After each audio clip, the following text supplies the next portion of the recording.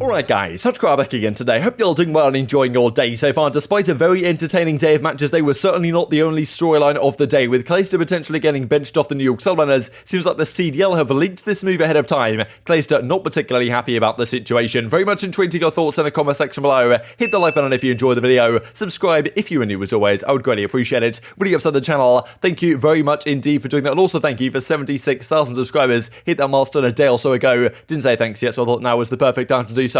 Let's keep rocking and rolling, baby. First of all, let's dive into this then. TacticalRab tweets out the Shrek meme, which is, well, a Shrek meme. There, of course, are many. A pretty rare one, to be honest. A surprise to be sure, but very much a welcome one. And well, this is what the CDL have on their stream as soon as pretty much the day begins. So they decide to talk about New York, despite they're not actually playing today. And this is what they put on the broadcast. So yes, is there, well, Subliners blame game, is benching Clayster the right move? And they bring up the new roster in the background. Porlex, Crimsix, Neptune, and Hydra. So we did not know this was going to be the case. The rumor had it that yes, Porlex was coming in for Clay, and I mean, still, apparently they were looking for a replacement for Neptune in the SMG role, which may not have come about yet. We'll have a look at that here in a second. So basically, the CDL have said, despite New York actually not announcing this yet, that yeah, this has happened. Clay's benched, and well, here's the new team. So it's kind of incredible, to be honest. The organization doesn't get the chance to do that themselves, or maybe they were given the chance, and the CDL just decided to go ahead anyway and talk about this move on stream. So look, we'll see how they fare tomorrow up against the Paris Legion. But the thing is about this really that Clayster wasn't too happy about it. But of course, this has been hinted all over the shop, mainly by Clayster himself, right? We'll have a look at his tweet here in a second, but he's been hinting many things the last few days that he's going to get benched, he's going to retire, like even Slack said in the stream, and we talked earlier today that he thinks he's going to get benched from the roster. That's at least what he'd heard, and seems like that's exactly going to be the case. The CDL just straight up leak it themselves, but it's not like it hasn't been leaked over the last few days anyway. Clay was in Study's stream saying that, yeah, I'm going to have a lot more spare time lately. Why would I ever play Vanguard again? This was in a stream earlier today, like, you know, hit me up if you get room. I've got extra spare time now, he said. So, you know, Clay's been making it very clear that he's not going to be on this team any longer, and I mean, yeah, still now he's seemingly frustrated about the CDL leaking something, which you know, basically he leaked himself anyway. We'll dive into that in a second. Crone actually tweets out what he's heard on this situation. From what I understand, Subliners reached out to multiple SMG players, Havoc declined, and they attempted to acquire Hicksy from Toronto, but nothing happened on that front. So quite remarkable. I'm not sure, like, there has been some mixed reports on the whole Havoc decline thing, whether that's actually what happened or exactly what's going on there. Maybe we'll dive into that in more detail tomorrow. But yeah, supposedly they reached out to some SMGs instead of Neptune, but they couldn't really get anything locked down. Maybe they will continue to do that, but still, for now, I guess they're going to be minus Clayster plus Porlex with still Neptune and Hydra on the SMGs. Doesn't really seem like a recipe for success, but who knows, right? I guess this is what they're going for. No, I mean, Preach even says from a reply I heard, Havoc declined due to not being able to bring Kismet along with him to the team. Of course, you know, he's not going to be able to replace Hydra on the squad, so that was never going to happen anyway. Who knows exactly what's going on behind the scenes? Like, I haven't really heard too much about this to say either way, but still, Clayster wasn't particularly happy. He says this: appreciate the respect and consideration announcing something before it is announced, with a thumbs up, which, you know, of course, like, the CDL probably shouldn't have done this, right? Hadn't been announced by Clayster, nor by the organization themselves. At the same time, Clay has just leaked this, like, multiple times the last few days, so I'm not really sure he can be too upset, but, yeah, definitely intrigued to your perspective on that one in the comment section below,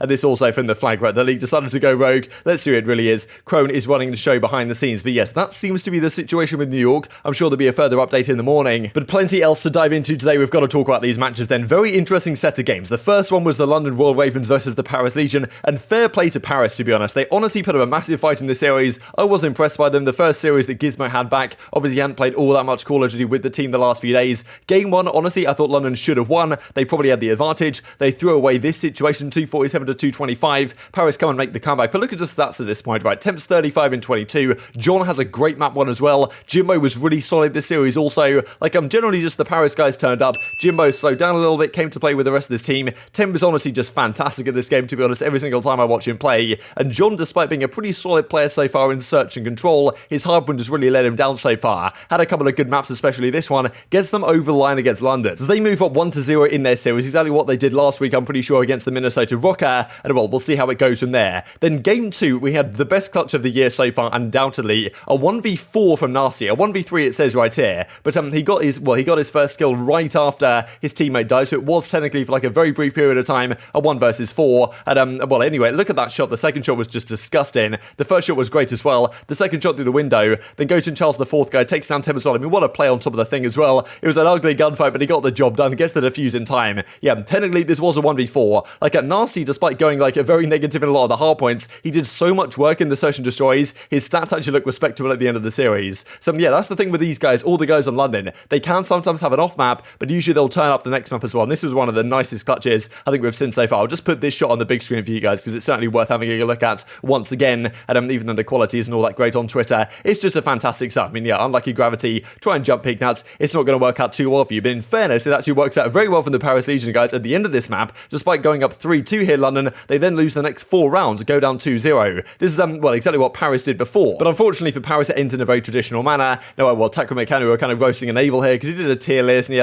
had an attempt, sorry, in the C tier. And I mean, yeah, still, the naval says, do I take a screenshot of this map in response? Because I believe Temp goes 9 in 22 in the control. Wasn't all that pretty, right? But London are just so good at this map. Like, they win 2 offenses here. We saw the other day that London did this, or sorry, OpTic did this on Tuscan when they won 2 offenses in a row up against Los Angeles Thieves. That was very impressive. London managed to pull it off right here. They win the first offense, they win the defense, they win the next offense on the much more challenging side of Guerrillas control. So yeah, very impressive work for London guys, to be honest. They got the job done right here pretty emphatically, and that really does, like, when you get a win like this, it really does feel like you're kick-starting the momentum of the reverse sweep. They win the game 4 as well. This is a pretty back and forth affair, to be honest, early on at least. Then London pulled away towards the ends. That's what all the best teams seem to do, like maybe a close forward affair early on, and then the better team kind of pulls away. They take it to a game 5, and then game 5 honestly was pretty comfortable. Like, it was 5-0 at a time. Then London, okay, I'm going to second, lads. Lost 3 in a row, ended up winning it 6-3. So yeah, wasn't convincing for London guys at all. Gizmo's first series back, but in fairness, I think it's honestly Paris more looking good than London looking particularly bad. I did still feel like, though, even when London went down 0-2, that they were almost favourites, or still like a 50-50 coin flip for the series, just the way Paris like to collapse, and also just London are very good down 0-2, it seems, have a lot of composure within this roster. So yes, good to see Gizmo back in business, but yeah, tough to see from the Paris guys. I actually tweeted this out as a bit of a joke, to be honest, but people took it serious, and kind of understandably so, because Paris did actually put up a fight in this series, right? Fair play to them. They did okay. Hopefully they can continue to improve, because I think, honestly, this team does have potential. They've got some good pieces here. I think they're better than people kind of make them out to be at times. They could potentially compete to be a top 8 team, which of course does get you to the World Championship, so still some potential within this roster, but losing another reverse sweep certainly is pretty brutal. John and Temp had fantastic series right in, very even, staying across the board for London guys, as we are kind of used to seeing at this point. But yeah, 11k damage for Temp. This is what he does on a day-to-day basis. Let's dive then into the OpTic series, another very entertaining affair. This one didn't go game 5, but yeah, wow, what a series we had on our hands. Seattle just last week took down Atlanta FaZe. They were looking to go for the back-to-back, beating the top 2 teams in the game. And game 1, it seemed they got off to an absolutely fantastic start, exactly what they would have wanted to do. They play OpTic on Bacage, a map where OpTic aren't, but well, they are pretty good, to be honest, on Bacage, but they're not fantastic at it. They played, of course, FaZe, lost to them on that. It is a map that theoretically suits OpTic quite well, with Shotzzy just going rogue. Like, Shotzzy's probably the best player on this map, at least in theory, just the way it works. But to me, it doesn't always feel like the pacing for the OpTic guys is perfect on this map. I think Seattle are honestly, if anything, slightly better suited to it. It's an interesting one, but I mean, yes, Simp especially, right? At the start of the title, this is the map where Simp and Bread were just having their crazy games. They do it again right here. I mean, look at these stats. I'll bring them up on the big screen, actually. This is the game 1. I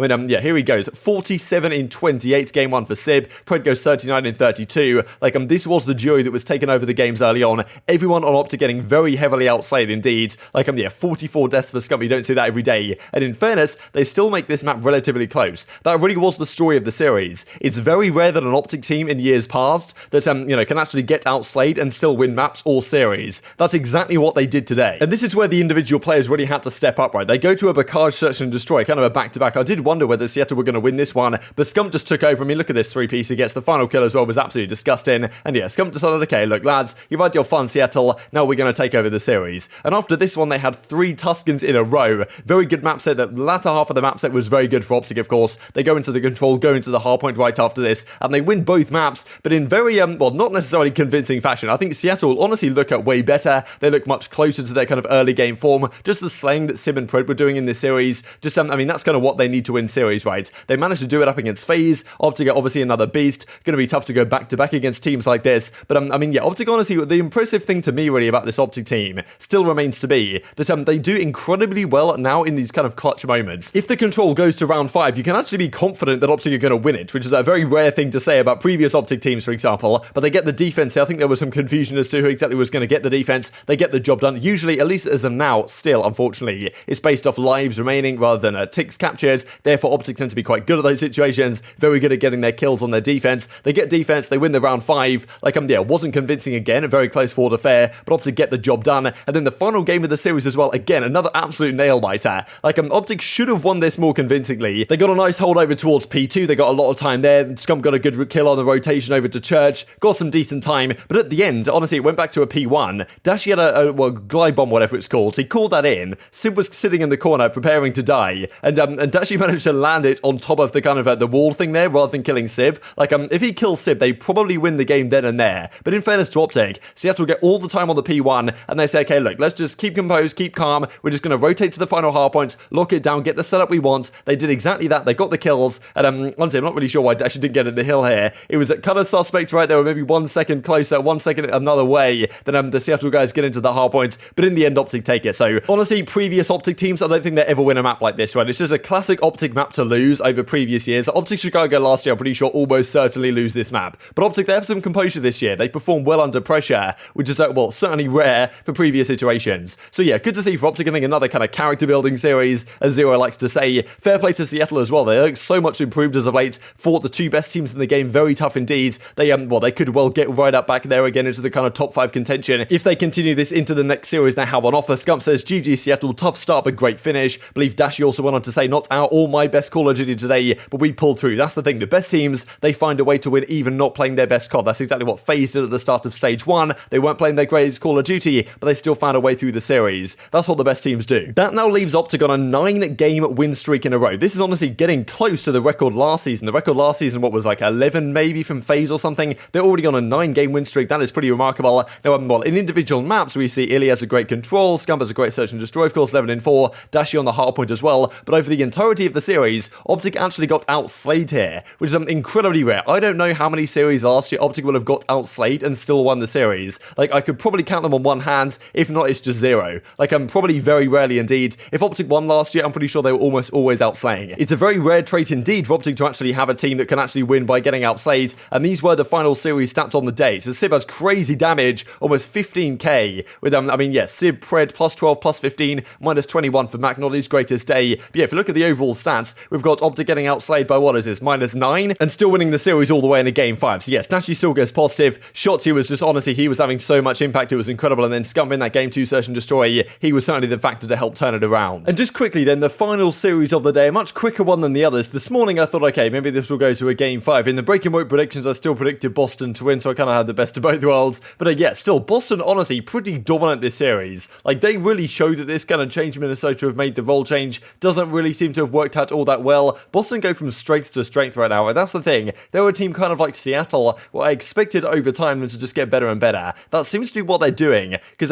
yeah, kind of right now, they're top 6 team in the game, probably should theoretically lose to the teams above them in their power rankings, probably should beat the teams below them, but honestly, they might be moving up the rankings, right? They've looked pretty damn good so far. This was an impressive series for Boston. Game 1, Methods was out of control, 23 and 6 at this point on pretty much a 9 streak. He had like 2 back-to-back 9 streaks or something just absolutely absurd. Like, I mean, yeah, these are the final game stats as well, or at least for the map. 25 and 7 for Methods. A map like Berlin should be pretty good for the AR players, but putting any team in like almost a 100-point club at a hardpoint in this game is very impressive. 251-26 is dominant in Call of Duty Vanguard. Game 2 almost goes the way of Minnesota. Early on, Boston had a substantial advantage. Towards the end, they threw away a pretty tragic 2 versus 4 on the brink of winning the game. MajorManiak clubs number 1 versus 1. Not really sure what Methods is doing in that one, but his teammates kind of made the mistakes before he did. Goes to around 11. Methods gets unbelief the first blood in that one. They won that game in the 6-5 fashion. Then they go into a control, and this is where Minnesota against Paris went down 2-0, made the reverse sweep. Boston did not let them open the door for 1 single second at this point. They even prevented it going to a round 5. Win this 3-1. Honestly, impressive slaying all across the board. Very impressed with this Boston team right now, going from strength to strength. Even Methods and TJ, 2 players where there were some questions about these guys coming into the year, really proving their worth in the league right now. Final series stats look like this, courtesy of course of BreakingPoint.gg. Standy pretty much all negative. Attached goes to 1.02, Camp's dollar to 1.16, TJ to 1.37, Methods with a casual 1.93. Very much intrigued to your thoughts on all this stuff in the comment section below. Hope you guys enjoyed the video. If you did enjoy it, hit the like button. Tells the YouTube gods this is a good video. Others like you should see it as well, and help grow the competitive Call of Duty community. Thank you as always. Take care,